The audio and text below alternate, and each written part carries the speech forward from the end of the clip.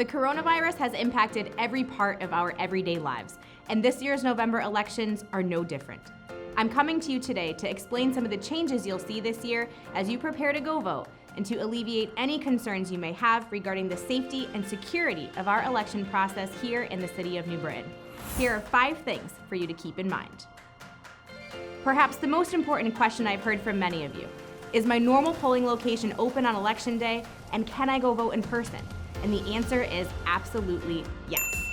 All of New Britain's polling locations will be open on November 3rd, 2020 from 6 a.m. until 8 p.m., and you can absolutely vote in person.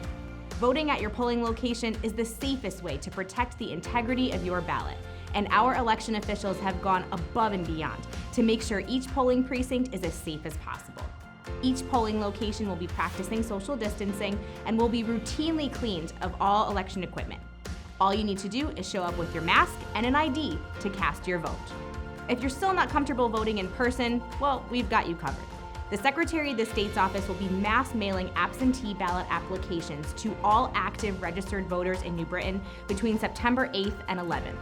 So if you want to vote absentee, COVID-19 is a valid excuse to do so, and your application is already in the mail.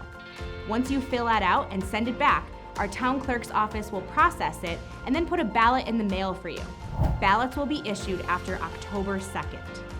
There are 2 safe and secure ways to return your absentee ballot to the town clerk for counting. You can mail it back using the pre-postage return envelope, or you can drop it off at one of the 2 secure ballot drop box locations located in and outside of City Hall.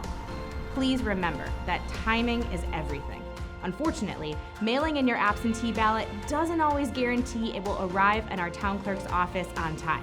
So if you're waiting until the last minute to make your voting decision, that's any time in the last week before Election Day, I strongly encourage you to either vote in person or use one of the drop boxes instead.